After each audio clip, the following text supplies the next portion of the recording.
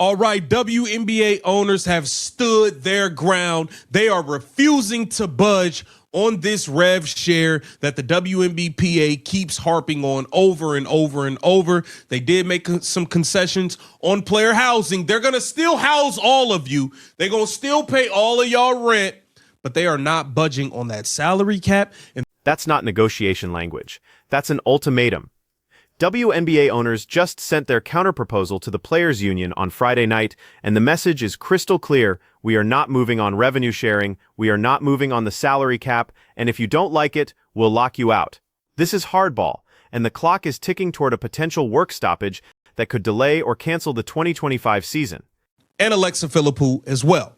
This here, Front Office Sports, it says WNBA proposes same salary cap in new CBA offer. The league did offer players slightly better terms on housing. Here it says the WNBA, hold on, let me get this off of here. Let me prove that. The WNBA sent a counter proposal to the Players Union on Friday night. A source confirmed to Front Office Sports the WNBPA had proposed the CBA terms 3 days later. Front Office Sports broke the story. And here's what matters. The league responded in just 3 days. That speed tells you everything. Most CBA negotiations involve weeks of silence between proposals. 3 days means the owners already knew their answer before they even opened the union's document. The WNBA is holding firm on a salary cap of $5.65 million per team, based on their revenue projections. Players wanted $9.5 million. The gap isn't just wide, it's a canyon. And on revenue sharing, the league won't budge past 15% of total revenue. The union asked for 25%. Do the math on that media rights deal worth $2.2 billion over 11 years, and you're talking about hundreds of millions in difference. And look, man, we're not playing these games with y'all. We told y'all what we can do. What y'all gonna do? What y'all gonna do? We're not going in there. We're not, bruh. We lost 55% of the viewership when Caitlin Clark got hurt. I'm not losing $500 million for y'all. That's what the owners are saying.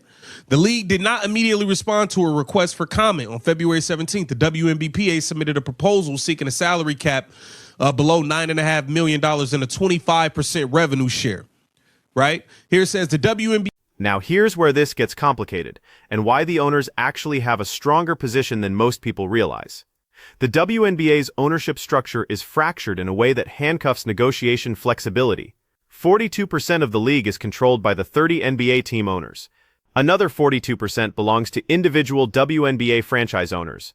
And the remaining 16% sits with outside investors who came in during that $75 million capital raise back in 2022. Think about what that means practically. The WNBA can't just decide to be more generous with revenue sharing, even if they wanted to. Those outside investors and NBA owners didn't buy in to subsidize player salaries indefinitely. They bought equity expecting returns. The league has repeatedly refused to explain how revenue gets distributed between those three ownership buckets, and that's probably because the answer would expose just how little control the WNBA actually has over its own financial decisions. Tuesday, calling the union's proposal unrealistic and alleging it will result in hundreds of millions of dollars in losses for the league. The WNBA did make concessions in areas outside of the salary structure, according to this source. The league is proposing housing for all players in 2026. In 2027, the league's previous housing proposal, which included one-bedroom apartments for players on the league's proposed minimum salary and rookies and studios. But the owners did make concessions, and this is important because it shows they're not being completely inflexible. On player housing, the league agreed to provide accommodations for all players in 2026. That's one more year of full coverage before their tiered system kicks in. Under the original proposal, players making minimum salary and rookies would get one-bedroom apartments starting in 2027, while developmental players would get studios. The union pushed back hard on that two-tier approach, arguing it creates a class system, so the owners gave them another year. They also improved the 401k plan slightly and increased the recognition payment for veterans with 8 or more years of service from $3,000 to $4,500. These aren't massive wins, but they demonstrate the league is willing to negotiate on everything except the two big items, salary cap and revenue percentage.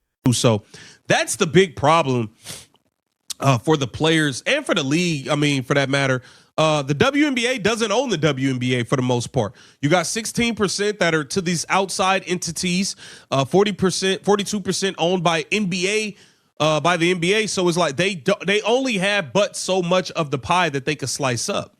They only have but so much of the slide that they can pie they can slice up, and they can't force these people to sell those percentages in the league back. You can't force them to sell it. If I'm in on the 16%, you can't force me to give up my percentage. So that's that. Here it says the WNBA has repeatedly declined to answer questions. Here's the part that's not getting enough attention. The league completely ignored multiple player proposals.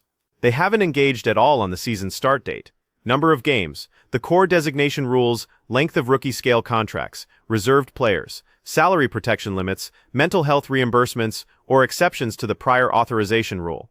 That's a long list of ignored items, and it sends a message. The owners are saying these negotiations are about money, period. Everything else is secondary. And remember that February 2nd meeting, the one where WNBA executives and owners joined via Zoom and in person with the union's executive committee? According to sources, players were told by members of the league's Labor Relations Committee that they hadn't even read the union's proposal that was submitted back in late December. That's not an accident. That's a statement. The league went 6 weeks without responding to that December proposal because they considered it so unrealistic it didn't warrant a response. The silence was the response. Payment for players with 8 or more years of service increased from $3,000 to $4,500. Okay. The league has not engaged with player proposals on the season start date or number of games in addition to proposal items on the core designation, length of rookie scale contracts, reserve players, salary protection limits, mental health reimbursements, or exceptions to the prioritization rule. Here it says negotiations for the CBA began last fall but largely lagged until the new year. The WNBA. Now let's talk about why the owners feel emboldened to play hardball, because this connects directly to what happened on the court last season. When Caitlin Clark got injured, viewership dropped 55%, not 5%, not 15%, 55%. The league averaged over 1 million viewers for games featuring Clark during the regular season. Without her, those numbers cratered back to the historical averages the WNBA has been stuck at for years. That's not a negotiating position, that's a fact pattern. And it completely undermines the players' leverage. The union thought unrivaled, that new 3-on-3 league would give them options. Look, we can play elsewhere and make money, but Unrivaled's ratings have been abysmal. The league is providing additional income for about 30 players, which is great for them individually, but it's not proving that WNBA players can drive viewership without the league's infrastructure, and without Caitlin Clark specifically. December during this meeting, which included WNBPA's executive committee as well as league officials and owners over Zoom and in person. Players were told by members of the league's labor relations committee that they had not read the union's proposal, according to a source. Now, with them not responding was their response. They've let it be known time and time again. You guys have been sending in bogus offers that always look the same, that don't change, with these ridiculous rev share requests, and we're not going into hundreds of millions of dollars into debt. So they didn't feel the need to respond. Them not responding was your response.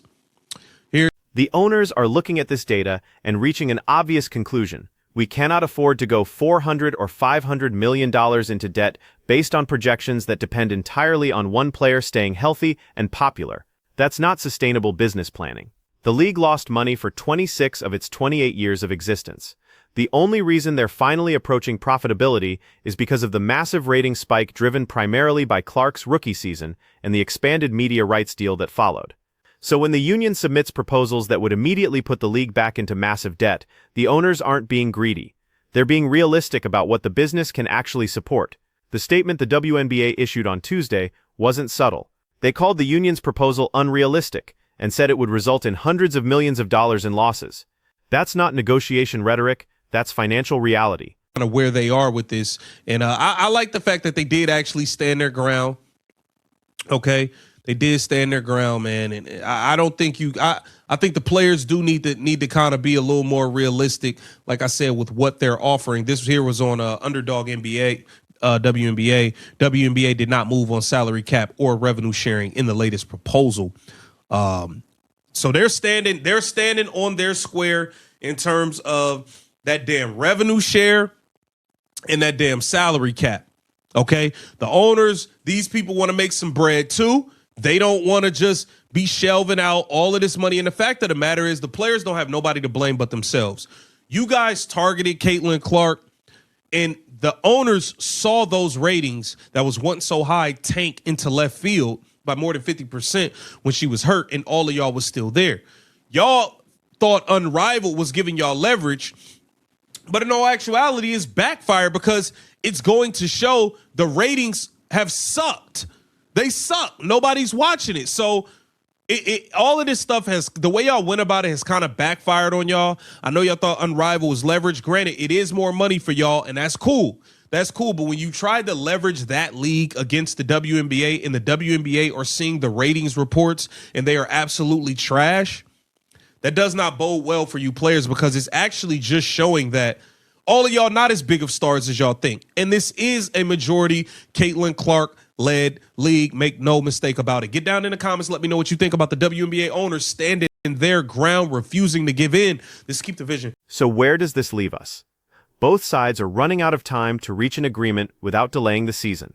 The league still needs to conduct an expansion draft for the Golden State Valkyries, run free agency, and hold the collegiate draft. All of that requires a finalized CBA. If negotiations drag past mid-March, you're looking at serious logistical problems. Push it into April, and you're potentially delaying or shortening the season. The union has a decision to make, and it's not an easy one. They can hold firm on their demands and risk a lockout that could cost players their entire 2025 salaries.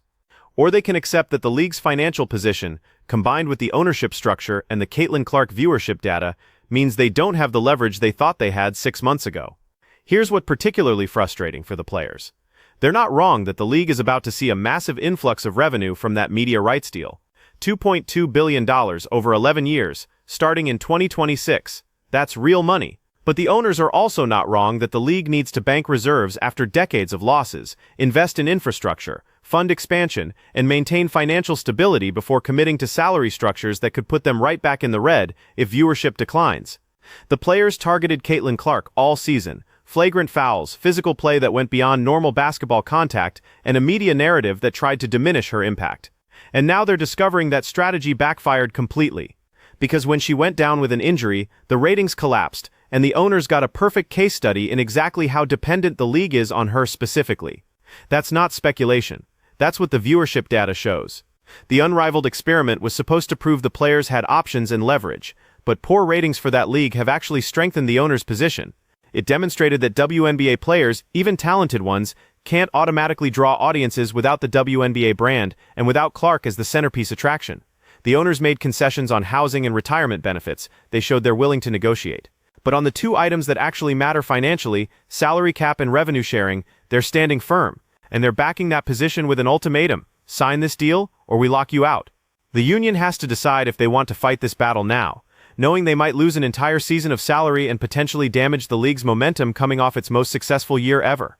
Or they can take the deal, get back on the court, and hope that continued growth over the next few years puts them in a stronger position when the next CBA negotiation comes around. This isn't about what's fair in some abstract sense. This is about what the business can actually sustain right now, given its ownership structure, its financial history, and its dependence on a single player to drive viewership. The owners are betting the union will blink first. And based on the timeline pressure and the leverage situation, that's probably a smart bet. So what do you think? Should the players take this deal and live to fight another day? Or should they hold firm and risk everything on a work stoppage that could kill the league's momentum? Because the expansion draft is supposed to happen soon, free agency needs to open, and the draft is coming. This gets resolved in the next few weeks, or it doesn't get resolved at all before we start losing parts of the 2025 season. Drop your take in the comments and make sure you're subscribed because this situation is going to develop fast.